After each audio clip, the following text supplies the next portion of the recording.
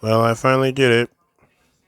As a follow-up to my previous video, asking if I should buy a Lego set or not, I bought one today on my way to work. I bought a small one just for just starting off. Those bigger ones are way too expensive, and I should start something small before I get more, if I ever do that.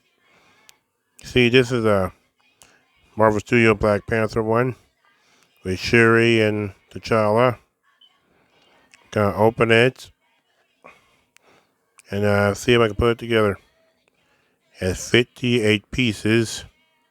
It's Shuri's lab right here. Here's the side of the box. Here's the back. All it comes with. And then how to build it.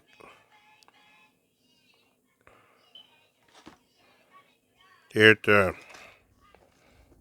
barcode right here.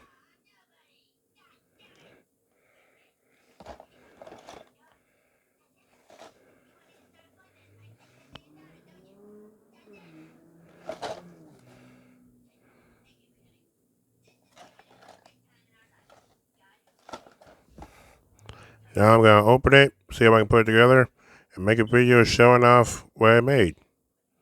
See you soon.